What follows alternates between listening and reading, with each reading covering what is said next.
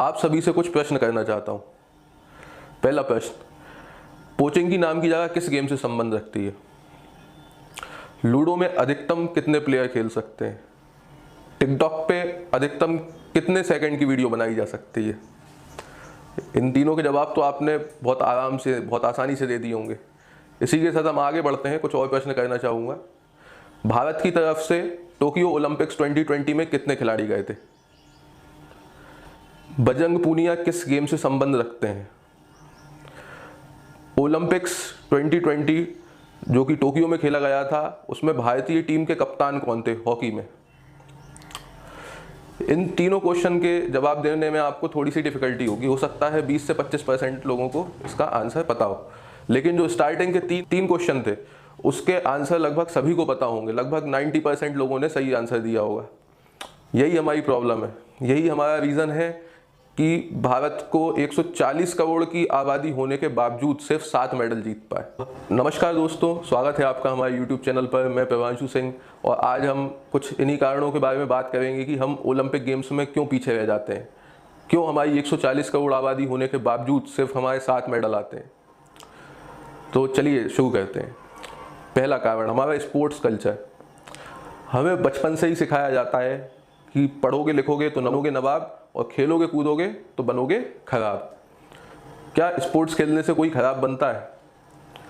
हमें जैसे तैसे करके वीक में 2 बार स्पोर्ट्स का पीरियड आता है, उसमें भी मैथ्स और साइंस के टीचर कहते हैं कि आज का पीरियड हम लेंगे। वहीं हमारे पेरेंट्स भी पढ़ाई का बहुत प्रेशर डालते हैं। हमारी मानसिकता ऐसी बन चुकी है कि सिर्फ पढ़ाई से ही बच्चों का फ्यूचर सेफ होगा। क्या सही में उनका फ्यूचर सेफ हो पा रहा है? क्या कोई भी आज बेरोजगार नहीं है भारत में इतना पढ़ने के बाद भी? तो हमको ये थिंकिंग बदलनी होगी। जिस चीज़ का हमारे बच्चों का इंटरेस्ट है उसी फील्ड में उनको जाने देना चाहिए, ना कि उन पर प्रेशर डाल के हर बच्चा टॉपर नहीं बन सकता, हर बच्चा IAS ऑफिसर नहीं बन सकता, हर बच्चा डॉक्टर नहीं बन सकता, हर बच्चा इंजीनियर नहीं बन सकता। हम लोग उनको आशीर्वाद भी देते हैं हमेशा, तो ये बोलते हैं मेरा बच्चा बड़ा होकर डॉक्टर बने, इंजीनियर बने, IAS ऑफिसर बने, लेकिन कभी आपने उनको ये आशीर्वाद दिया है कि मेरा बच्चा स्पोर्ट्स पर्सन बने, मेरा बच्चा एथलीट बने, मेरा बच्चा भारत के लिए गोल्ड मेडल लेके आए ओलंपिक्स में? ऐसा आशीर्वाद आप नहीं देते क्योंकि आपको डर लगता है। और जैसे तैसे उसकी अगर स्पोर्ट्स में अच्छा भी होता है तो हम लोग चाहते हैं कि स्पोर्ट्स कोटे से उसे गवर्नमेंट जॉब मिल जाए, ना कि वो ओलंपिक में मेडल लेने जाए, ना कि कोई स्पोर्ट्स टूर्नामेंट में मेडल लेने जाए। तो थोड़ी सी गलती हमारी भी है, क्योंकि भारत देश एक ऐसा देश है जहाँ के गांव के बच्चों तक में बहुत टैलेंटेड लोग हैं, लेकिन उनको निकालने वाला कोई नहीं है। उनके पास रिसोर्सेज कम है और उन्हें सिर्फ पढ़ाई का बचपन से सिखाया जाता है कि बेटा तुझे सिर्फ पढ़ लिख के आगे बढ़ना है। सेकंड पॉइंट पे आते हैं, रोल ऑफ सिस्टम। हमारी गवर्नमेंट का क्या रोल है?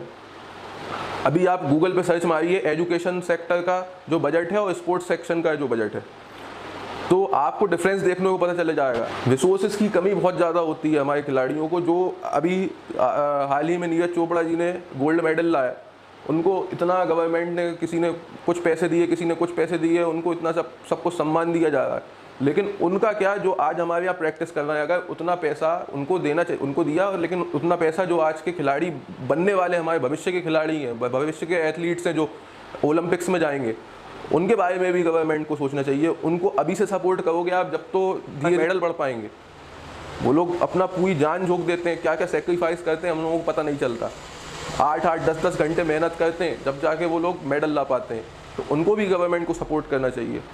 और हाँ, मैं एक बहुत शर्म की बात बताना चाहूँगा। 2010 में जब हमारे भारत को कॉमनवेल्थ गेम्स करवाने का अवसर प्राप्त हुआ था, जब घोटाला हो गया, 70,000 करोड़ का घोटाला हुआ था, जब पूरा दुनिया हमें देख रही थी, पूरी दुनिया कॉमनवेल्थ गेम्स देख रही थी कि भारत में हुआ है, जब 70,000 का घोटाला हुआ था। क्या ये गलत नहीं है? हमारे नेता जो स्पोर्ट्स का बचा कुचा बजट आता है उसको भी हम डकाए जाते हैं। तो इस चीज़ का विरोध होना चाहिए। गवर्नमेंट तक ये बात पहुंचनी चाहिए कि स्पोर्ट्स पे जो खिलाड़ी हैं उनको अंडर एस्टिमेट ना किया जाए, उनको भी सपोर्ट गवर्नमेंट की तरफ से भी मिले। चलिए अगले पॉइंट पे चलते हैं, रोल ऑफ मीडिया। हमने देखा होगा न्यूज़ चैनलों पे जब क्रिकेट चलता है तो क्रिकेट में पूरे क्रिकेट प्लेयरों के वो दिखाए जाएंगे, कितने रन बनाए, कौन सी टीम जीती। 4-5 दिन, 6 दिन, 10 दिन तक वही चलता रहेगा सेम। और आपको 365 दिन में से कोई ऐसा दिन नहीं होगा जिसमें आपको स्पोर्ट्स की न्यूज़ में क्रिकेट ना आए। सिर्फ क्रिकेट क्रिकेट क्रिकेट। ये तो भैया अंग्रेज़ों का दिया हुआ खेल है हमारे लिए। हमारे जो भारत के ओरिजिनल खेल है वो कबड्डी, खो खो, रस्साकसी, जेवलिन थ्रो जो चोपड़ा जी ने हमारा नाम रोशन कर दिया, गर्व होता है हमें उन पे। ये सब हमारे ओरिजिनल खेल हैं, इन पे हमें ध्यान देना चाहिए। हॉकी सबसे ज़्यादा अंडर एस्टिमेट, हमारा नेशनल गेम है हॉकी, उसको तो कम से कम अंडर एस्टिमेट नहीं करना चाहिए, उसको तो बढ़ावा देना चाहिए। आप एडवर्टाइजमेंट देखेंगे तो सभी क्रिकेट प्लेयर्स आपको अलग अलग एडवर्टाइजमेंट में दिखेंगे। क्या कभी कोई दूसरा एथलीट दिखता है जो कि ओलंपिक में मेडल लेके आया हो? उनका आता पता ही नहीं है जो लोग पहले मेडल ला चुके हैं। तो लोग भी कहाँ से इंस्पायर होंगे जब मीडिया उनको फोकस में लेके आएगी। सोशल मीडिया पे भी वही चलता है, सोशल मीडिया पे भी क्रिकेट आज इसने इतने रन मारे हो, ये मेन क्रिकेट पे जो फोकस किया जा रहा है। क्रिकेट पे फोकस करना कोई बुरी बात नहीं है, क्रिकेट सबका फेवरेट, यहाँ पे एक रिलीजन के तौर पे देखा जाता है इंडिया में। लेकिन हमको ये समझना चाहिए कि दूसरे जो प्लेयर हैं उनके मन में क्या जा रही होगी। सिर्फ एक ही स्पोर्ट्स को इम्पोर्टेंस दी जा रही है, वो लोग भी मेहनत करते हैं, उन लोगों को भी आगे करना चाहिए। अगला पॉइंट आता है चूजिंग रॉन्ग रोल मॉडल्स। हमारे यहाँ सबसे ज़्यादा इंपॉर्टेंस आजकल दी जा रही है सोशल मीडिया इन्फ्लुएंसर्स को, इंस्टाग्राम इन्फ्लुएंसर्स को। टिकटॉक पे जो लोग अपनी वीडियो बनाते हैं, अभी टिकटॉक बैन हो गया लेकिन सबको इन्फॉर्मेशन होगी, भारत में बहुत कम लोग होंगे जो लोग टिकटॉक पे नहीं आए हो, इंस्टाग्राम पे नहीं हो। एक छोटा सा बच्चा जो एक नॉर्मल गाना गाता है सबके सामने, उसको इतना फेमस कर दिया जाता है कि छत्तीसगढ़ की गवर्नमेंट उसका सम्मान करती है अलग से। उस बच्चे की कोई गलती नहीं है, वो बच्चा बढ़िया टैलेंटेड है, उसने बहुत अच्छा गाना गाया, बहुत अच्छा कॉन्फिडेंस है। लेकिन आप उन बच्चों के लिए भी सम्मान कीजिए जो आज के टाइम पे छोटे से स्पोर्ट्स टूर्नामेंट में फर्स्ट आते हैं। किसी भी स्पोर्ट्स टूर्नामेंट में कोई फर्स्ट सेकंड थर्ड पे आते हैं, उन लोगों का भी सम्मान करना चाहिए। वो लोग भी दिन रात मेहनत करते हैं। क्यों सोशल मीडिया पे ये सब नहीं दिखाया जाता है? कोई भी व्यक्ति है, उसकी मनोभावना क्या होगी, कोई भी चीज़ फेमस हो गई है आज के टाइम पे, वो बनना, हम उससे इंस्पायर होते हैं। आज हम बनना चाहते हैं विराट कोहली, आज हम बनना चाहते हैं महेंद्र सिंह धोनी। क्यों बनना चाहते हैं? क्योंकि उनको परमानेंट मीडिया में आते रहते हैं वो लोग। न्यूज़पेपर आप पढ़ोगे तो रोज़ किसी ना किसी आप फोटो दिख जाएगी। उन लोगों का परफॉर्मेंस, उन लोगों ने बहुत नाम रोशन किया है भारत का। लेकिन दूसरे लोग वो भी हैं, दूसरे स्पोर्ट्स में है जो लोग, वो लोग भी हैं, उन लोगों को भी हाईलाइट होना चाहिए सोशल मीडिया वगैरह पे। और हम रोल मॉडल किसको चूज़ कर लेते हैं? अभी आप इंस्टाग्राम का कोई भी मॉडल का नाम बताएंगे तो आप तुरंत पहचान जाएंगे। लेकिन आपसे अभी मेजर ध्यानचंद की हिस्ट्री पूछेंगे तो कोई नहीं बता पाएगा।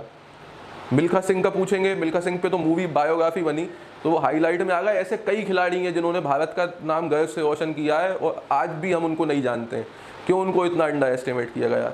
जो व्यक्ति फेमस किया जाएगा उससे बच्चे, जो आज की जनरेशन है, वो इन्फ्लुएंस होगी। उन लोगों को लाइट में लाना चाहिए हमको। तो हम लास्ट पॉइंट पे आते हैं, लैक ऑफ स्पोर्ट्स एजुकेशन। आपको पता है कि सिर्फ एक नेशनल यूनिवर्सिटी है भारत में स्पोर्ट्स की, नेशनल स्पोर्ट्स यूनिवर्सिटी जिसको कहते हैं, वो मणिपुर में स्थित है। तो क्या सिर्फ एक यूनिवर्सिटी से काम चल सकता है? हम 140 करोड़ लोग हैं, सबसे ज़्यादा युवाओं वाला देश है भारत। तो आप सोचिए सिर्फ एक यूनिवर्सिटी से कितना यूथ होगा भारत में, वो सब सिर्फ एक यूनिवर्सिटी से कुछ कर सकता है क्या? आगे बढ़ सकता है? स्पोर्ट्स एकेडमी कितनी है? कम से कम डिस्ट्रिक्ट में एक स्पोर्ट्स एकेडमी होना चाहिए जहाँ पे पूरे डिस्ट्रिक्ट भर के, जिले भर के बच्चे आके वहाँ पे अपनी प्रतिभा दिखा सकें, अपना स्पोर्ट्स जो भी है उसको इम्प्रूव कर सकें, आगे के लिए बढ़ सकें। क्यों नहीं पहुँच पाएंगे हम आगे? आप विश्वास मानिए, इन चीज़ों का हमने पालन कर लिया तो हम अगले ओलंपिक में सबसे ज़्यादा मेडल लाने वाली कंट्री बनेंगे। आज हमारा 47वां नंबर आया है, लेकिन भारत के लोगों में इतना टैलेंट है कि आप किसी भी हद तक पहुंच सकते हैं, आप कहीं पे भी पहुंच सकते हैं। धन्यवाद मित्रों। अगर वीडियो आपको अच्छा लगा हो तो अपने फैमिली फ्रेंड्स के साथ शेयर जरूर करें। Thank you.